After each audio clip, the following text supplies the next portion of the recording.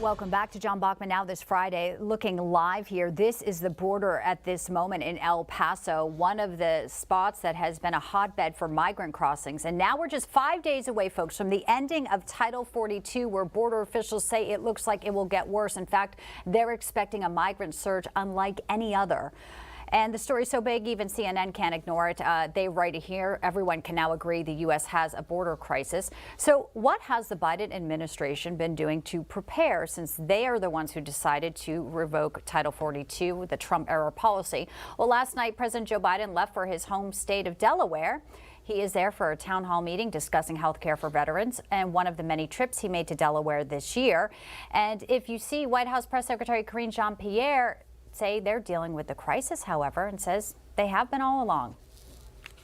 The president has done the work to deal with what we're seeing at the border since day one. We continue to see political stunts from many Republicans out there, and that's not how we're going to fix this issue. They want to secure the border. We've been doing that work on our own, and we're asking them.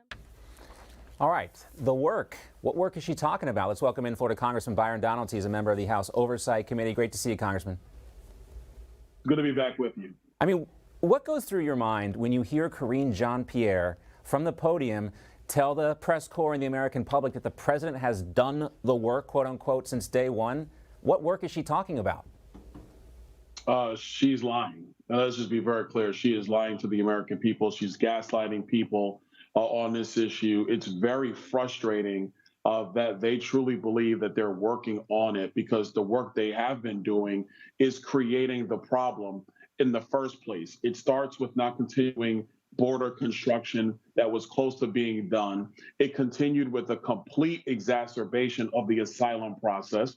The drug cartels making billions of dollars. Fentanyl's coming across the border. Now they want to end Title 42. And look, I'm glad big media is talking about the border now, but where were they 3 months ago in the middle of the midterm elections, when this is one of the key public policy issues facing the United States? They didn't ask John Fetterman about it, or Cortez Masto, or Mark Kelly.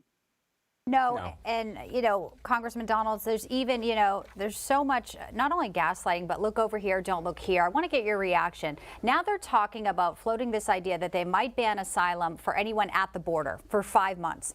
But at the same time, and you probably have heard this, there's also another plan where they would let Cubans, Nicaraguans, and Haitians be included in this asylum program that Venezuelans got in September, where they just fly them right into our country. So it's almost like a shell game here, where they're going to try to look like they're controlling the border. But in reality, it couldn't be further from the truth, where thousands will still be coming to get asylum. And it begs the question, too, what is asylum? Is this just economic asylum? Isn't it supposed to be more contained than this? First of all, you're absolutely right. It's a shell game. Number two, the way the Biden administration has bastardized the asylum process, and I use the word bastardized appropriately, is that they're letting anybody claim asylum at the border, which is an illegal point of entry.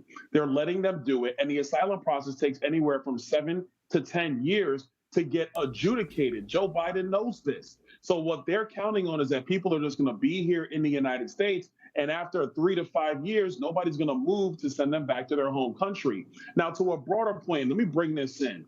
This omnibus spending bill that Senate Republicans are agreeing to, that is a disaster, because one of the ways you can get the administration to actually secure the border appropriately is through the funding process. But if Senate Republicans agree to a 9-month omnibus package, what you are going to do is take away any lever of power from Republicans to secure the border. That's why signing off on that bill is outrageous in the Senate. Yeah, I'm looking at you, Mitch McConnell. Yeah. You need to stop it immediately. If you didn't say his name, I was going to. And this is, this really gets to the heart of the frustrations of so many people. I know so many people in your district, Congressman, and so many people out there who want to see the border secured. It seems like Democrats actually want to go, Republicans, had to correct myself there, that Republicans actually want this to continue in the Senate if they go along with that spending bill, the omnibus. If they go along with this Senate bill, the border will continue to be unsecured.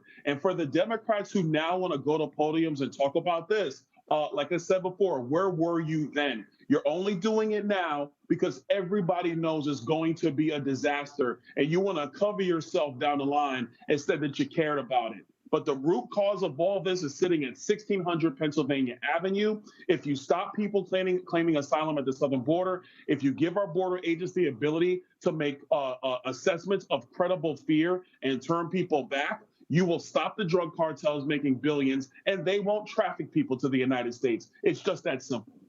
Let's also talk about the Respect for Marriage Act. We saw that spectacle at the White House this week. You didn't vote for this. And, you know, most people expected Republicans to go along with that because this opens up all kinds of exposure to people to lawsuits. Why do you think a lot of Republicans, just like they seem to be signing on to that omnibus spending bill, back this?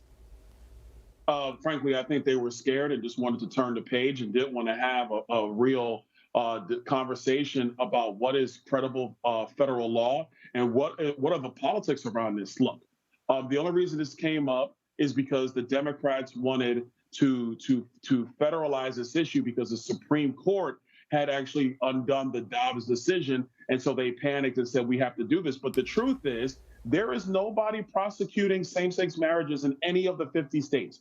There definitely isn't anybody prosecuting interracial marriage. So this bill is a nothing burger. It's nothing. It's all politics, no substance. There is no injury. But what it opens the door to are challenges of people's religious liberty. Because if this is federal law, then you're going to have people drag them into court, like the baker in Colorado, saying that you have to agree with what I'm doing personally. The federal government shouldn't be doing this. We should not have even passed this law.